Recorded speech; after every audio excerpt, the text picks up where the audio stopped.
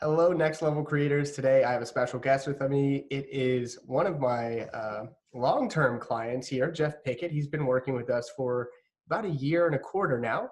And Jeff, he's started his company with us in Next Level Creators. It's Media by JP. He was building his highlight reel a year and a quarter ago when he first stumbled upon sort of us and what we do with video and distribution. And he had never sold a single video before. He had been doing a lot of highlight reel work. And we went through and figured out how to package his offer, how to create value with videos. And he started getting clients. And in 2018, he had his first ever six-figure year. So just his first year really offering video for the full year, did over six figures. And today you're going to learn about the psychology of that evolution, going from someone who'd never offered it before to providing value, solving problems with video, and making sure he's delivering real solutions that are valuable to his clients. So I can't wait to jump into that because it's such a fun transformation. And Jeff, thanks so much for jumping on here and sharing your experience with us. Yeah, absolutely. Thank you. Awesome. So Jeff, I love starting interviews this way. Why did you want to get into video production in the first place? What was that passion or that spark for you? Originally I had 20 years of marketing experience behind me, and I saw an area that a lot of businesses, they were using a traditional advertising agency, but they were totally being taken advantage of by the ad agency. They're paying for too much overhead, and people that were paying way too much. And I thought, you know what, I could do that and provide more value at a better price. So I did a couple of little knockoff things for my kids and for my gym, and one thing led to another. And I'm like, hey, I think I like this. I think this is something I want to do. Yeah. And so the spark sort of came up. And then, of course, when you first joined Next Level Creators, you made a quick video about how just in the first few weeks you gotten your first paying client. That was a year ago now. Yeah. And so walk us through your evolution from getting those first few clients after joining Next Level Creators.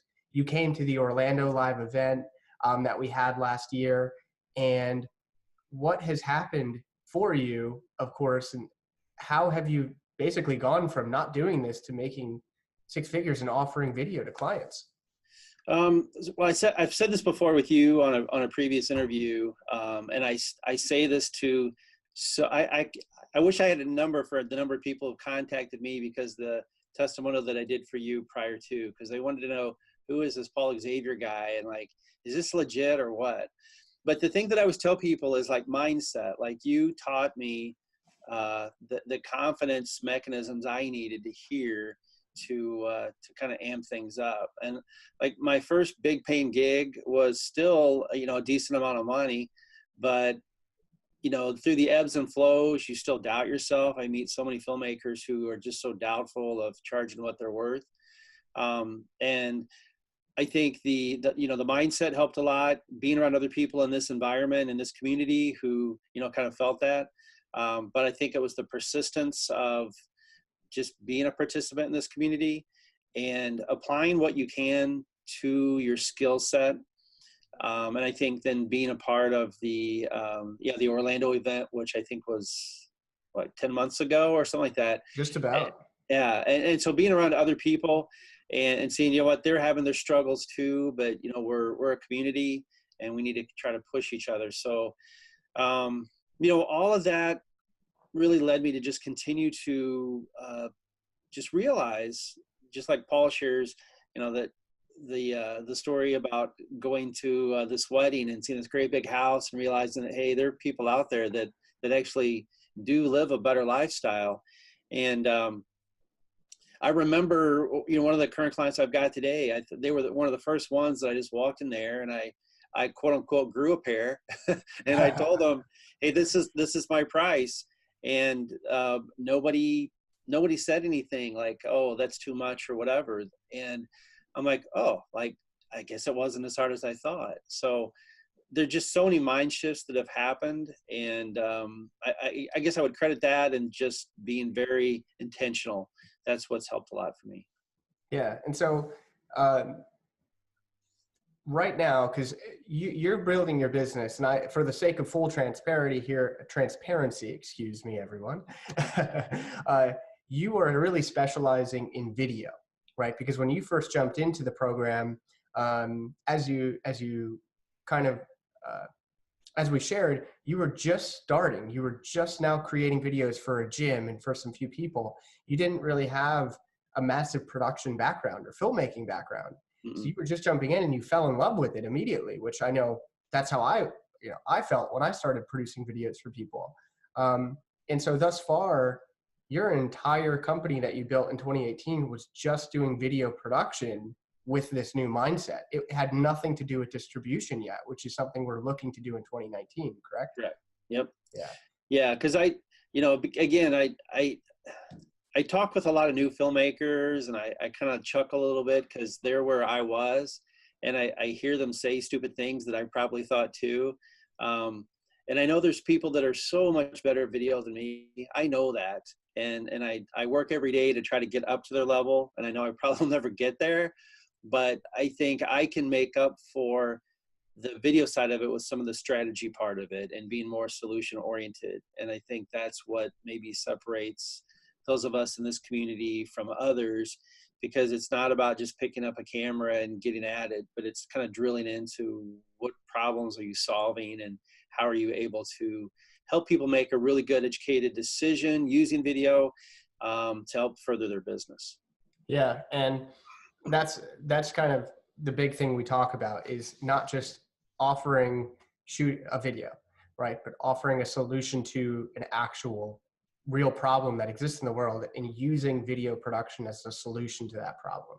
Mm-hmm. And, getting into these meetings with people over the past year, how has your mindset shifted when you're interacting with potential clients and interacting with clients to where, yeah, it's a lot to say, hey, this will cost you $13,000, or this will cost you, what's the biggest pitch you've done so far? So a couple of weeks ago, I actually pitched a client a 3-tier proposal, but the top tier was $155,000. And I guess in my head, I thought that's a lot of money, but I also knew that I could prove to them how they could pay it. And I also knew that if I didn't ask for it, then nobody else would. And so I might as well roll the dice and not leave any money on the table. And looking back, I probably could have asked even more, but I didn't want to make it too uncomfortable. I didn't want to be too greedy, because these were clients that I had some good success with in this past year. And I also knew that I could totally offer the value to them that they didn't currently have with their marketing. Yeah. And see that shift in mindset, I talk a lot about, and I think you've really embodied it this past year, of removing the ego, removing this sense of I'm selling myself, because that is not what you're selling. You're not just selling you. That's not how this industry works. People don't buy just because they like your personality. They don't just buy because they like your style. They're investing in a vehicle to get them where they want to go. And as soon as you start to separate yourself from the value that you're bringing to someone, what this video will actually do for them, everything changes. And you can go in and make these $155,000 pitches, which is incredible, by the way, that you're doing that. And start to have confidence in your capability to make that business result happen. Mm-hmm. So that's super exciting for me to hear that is something that you're doing. And as well as like going into mindset related things, you're in all the communities, you see people, Paul Xavier, the scammer, Paul Xavier, the weirdo, who is this guy? Tell me a little bit about, because at the Orlando event, I remember you just lit up like a light bulb, like a Christmas tree when we started getting into the mindset stuff. Sure. What were some of the big challenges that you were dealing with that you wanted mindset help on as a video creator yourself? That's a hard question, because it was just, when you're starting off, I felt bad because my wife was the breadwinner, and it had been a period of time where she was that breadwinner. And so as a guy, as a husband, that I felt bad, for my kids. I had always prided myself on doing well and being able to come home where they could be proud of dad. And so I was really beating myself up on that. And I knew that I could provide value. I just didn't have it dialed in about how can I prove this to people? How can I package this in a way? And maybe because I was kind of a rookie filmmaker, maybe I lacked the skills. But I maybe putting too much of an effort on the video side of it versus the solution side of it. And so once I'm like, my tagline is, we provide emotional branding through video. Once I kind of came up with that tagline, I saw the light kind of click in people when I would talk about that, where they're like, oh, this is a different approach. Like I guess, I don't know if I would call it a niche or not, but people saw like I was going to go in a different direction in business video than maybe what they'd heard of before. And so when I'm talking about emotional branding and connecting with the consumer in an indirect way, I think that kind of helped me break through the clutter. Yeah. Wow. All right. That's, again, massive. Like that it's amazing what one decision can do. I always have to remind myself that. Like when I quit my job, I was in a state where I didn't know anything. I was a rookie. I was an amateur. I got myself in $12,000 in debt. I didn't know, like, it, again, like all of those emotions that we do experience, we can't necessarily tell ourselves, hey, don't feel this way. But we have to figure out what's the decision I'm going to make today that's going to allow me to produce what I want so I don't feel this anymore. Yeah. Right. It seems like that's really what you were able to accomplish, was that shift in, I'm going to make a decision today to do what's going to get me the result tomorrow, going to get me the potential result today. And that's what was helpful. Yeah. And this is kind of a goofy side story, but I'll just try to keep things kind of generic. There's a company in town that wanted me, and I knew I was kind of being paired up against a couple other videographers. And I told them right during the meeting, I said, I know this other guy you're looking at, he's way better than me. Maybe you should just go with him. And like, no, we've seen your stuff. Like, we want you. And I'm like, okay, I'm just letting you know. And I wouldn't call that a sales tactic, but I guess in a way, indirectly, I was like, I'm not desperate for the work. So I don't know if that resonated with them or not, but they came back and they said, hey, we want you, but we want to see your work compared with these other people. And so tell you what, we'll give you $1,000 to do like a test. And if that works out, then there's a $25,000 contract that we'll award you if we like your stuff. And I thought about it and I'm like, you know what? I think I'm going to take a pass. And like the Jeff of 2 years ago would be like 25,000. Hell yeah. But I'm like, $1,000, like my stuff is already out there. You either like me or you don't. And so what I ended up doing is I countered with them and I said, I won't do it for 1,000. I'll do it for 4,000. And I'll give you maybe one extra little piece out of this. And let's see where that goes. And I'm still waiting on the answer until the owner gets back in town. But it feels good to say no sometimes, because it really does kind of help build up your confidence. Like, hey, I value myself better than I used to, and I want other people to value me like that also. That goes a lot into two different distinctions in the way that you look at the value you're bringing through the videos you're creating as well. And if you're a filmmaker listening to this, there are two really primary ways that people value themselves. First one is they value themselves based off of comparison.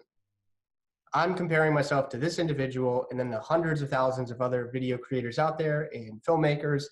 And for that reason, I'm going to be a little higher than these people. I'm going to be a little cheaper than these guys. And that's how you create your price point. And it's just all based off of, here's me, here's what other people are doing, this is it. The other alternative of that is, what is the actual value your videos are bringing to people? Mm-hmm. You know that you find this core strength, this core power, which you have just demonstrated, which is, no, I don't work that cheap, because the stuff that I do is worth a lot more than that. Mm-hmm. And clients pay you for that value because you are able and capable of demonstrating it time and time again and defining it, creating that a breakthrough for these people to see how they're going to leverage your videos that way. So yeah, there's another thing that popped up. I don't think they wanted me to know this, but a client that I'd worked with like a year ago, and they did get a pretty good value out of me. I didn't charge them as much as I should have, but I found out like this particular product that they sell at trade shows, the sales guy told me, he's like, hey, we took your advice. We took the video that you made for us and we put it on a Kindle or an iPad, and we're showing it to people during this trade show to show them kind of before and afters. And, the price tag on this product is between $700 to $1,000. And they run 3 trade shows per weekend. And he said, he goes, for the trade shows where I'm showing this, he said, we're selling 6 to 7 more of these items every trade show. And I'm doing the math and I'm like, okay, so that means they're selling $21,000 more in product. That's just one weekend.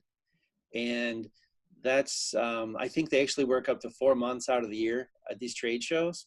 So, sometimes we do undervalue ourselves just because we want to get the job. But if you do step back and take a look, and we don't always know these numbers until after the fact, but I'm certainly going to use that going forward, those quantifiable numbers to show, that video works, but the video works because we figure out the value proposition and we figure out some other solutions going in before we even start filming. Yep, exactly. And the next component you need to identify before making that offer as well is the financial component. Mm-hmm. And that's how we get those distribution channels to work very profitably, and we can make those decisions and confident decisions in what the result's going to be before we even get started producing anything. Yeah. Right. And as you said, it's difficult if you're not asking the right questions. Earn the Deal, the way we've restructured it, of course, you're getting access to it today because of this. But the new version of it is we go through and we talk about preparation. We talk about getting the numbers, what numbers to ask for, how to run the entire conversation from point of what's your value proposition? How are you marketing currently? How are you selling it? How are you delivering it? And what are the economics? And here's how we reverse engineer everything to know that this $20,000 investment will produce you $200,000 out. Mm-hmm. And that's the beautiful place that we want to be, where it's no longer ego, it's all value. Sure. Yep. Yeah. Yep. So that's, you've got it. You're getting it after the fact. We're going to start getting it before the fact, which is even more exciting. Yeah. Awesome, Jeff. Well, as far as your transformation, where do you see yourself? Because last year was a great year for you. You took that role back over for yourself. You're now, I hope, leading the family in a good direction and feeling that in yourself. This year, what's the goal? And what are you going to make happen? So I don't know how much I want to get into the numbers, but I guess I might as well because I'm pretty transparent. Last year, my goal was to hit 6 figures. And so I knew $8,333. That was what I needed to hit. And I hit that goal by September. And I was like, what? So it's like, well, what do I do now? And I remember, so there's many things that I remember in working with you, Paul, but like one of them was just the book Relentless, just keep going. And the other one was just taking massive action. So anytime I hit a wall, I remember you told me one time where I was just screwing the pooch. I'm like, okay, take massive action. So September hit, I'm like, what am I going to do? And so I'm like, well, let's just keep going. Let's just do it.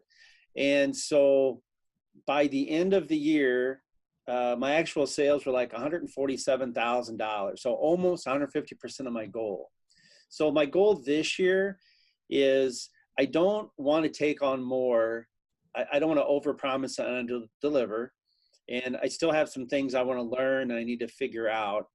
And I certainly have learned that I probably need to source out some things for other people to do, which may cost on the expense side, but it may give me better quality of life. So kind of the goal I've got for this year is 200,000. Let's see where that goes. And I think that'll give me a chance to kind of fortify some of the things and maybe put a few more things into practice that you teach on the distribution side. But maybe I could do 3 times as much this year. Maybe I could. I just want to be, I want to be optimistic without being too braggadocious, and let's just learn and let's see what's going to happen. Yeah. And the beauty of it is that the way I always say it is success is in the eyes of the beholders. Like beauty is in the eye of the beholder. Success is too. Success for some people looks different for others. And I know for a lot of people right now, the the most important thing to them is just having the freedom to spend time with their family and do what they love. And you don't need to make a ton of money to do that, right? Making $5,000 a month would be a huge improvement for a lot of people. And that's the great thing. So whatever success is for those of you, it's great to see that you've already achieved a level of success that is 150% of the goal that you wanted last year. This year, we're setting the bar higher, not too much higher, but that's good because it's good for you. And achieving it, I'm very, very confident we will achieve that. I think we're going to go a lot higher than that even. If you want to, I know you know that you can, which is the great thing. And it's just about pushing forward from there. So I was at a conference 2 weeks ago, and this guy I don't even know. I knew he was a videographer in town, but we're talking. He goes, "Hey, can I ask you a personal question?" I'm like, "I guess, depends." He goes, "Did you really make $50,000 last month?" And I'm like, "What? Where did you get this from?" He's like, "Oh, I think I heard it from like 3 people." So it's like videographers, I think, in town, at least in my town, there's a little gossipy deal. But I guess I kind of like the fact that they think I made that much money, because maybe they're like, yeah, I can't compete with that dude. So, maybe I should do something different. So I don't know, but it's kind of fun to see, I think the success you do, people see it, they hear about it, and then they start creating their own little rumors off of it. So I don't care if they do that or not. As long as I didn't lose $50,000. Yeah, that would be bad. That's funny. That's great. It's amazing. Success does create this sort of weird rumor mill surrounding people talk about you, people think things about you. You don't even know these people, yet they know a ton about you. It's just the way it happens. And you'll have people who really are inspired by you and want to move forward because of you. And you'll also have people who are naysayers, who they can't find something happy in their life, so they try to take it out on you. And in those moments, you just have to ignore that. Remind yourself who you're here to serve. It's your clients and the people who are willing to reach out to you. And I know I don't have to tell you that, because you're all about that mindset and life and style anyway, which is why you're finding so much success. So, I've lost count of how many people have called me because of the previous testimonial review that I did for you. And people are like, yeah, like, is this Paul guy for real? Like, I looked at your website and I know that you've got a website and I've seen your stuff, but like, are you really working with him? And like, I think there's just this natural disbelief that good things can happen because somebody on Facebook says that they can. I mean, yeah, I know there's a lot of bad eggs that are out there, but I think it's a testament to your ad distribution system and your strategy that so many people called me. It's only because, your system works, and it's definitely piquing the interest of people. Yeah. So I don't care too much about people who are interested. You know that. I only care about people who are committed. And there's a big difference between the two, and you're a committed guy. And I love that about you and the work that you put in every day. And I'm excited for us to continue that relationship and continue to grow you this year. So, Jeff, thanks so much for, of course, sharing your experience. I'm excited to hear your feedback on version 4 on our Q&A calls and in the community. And I can't wait to, take things to that next level. Looking forward to it. All right. Thanks so much. Thanks, Paul.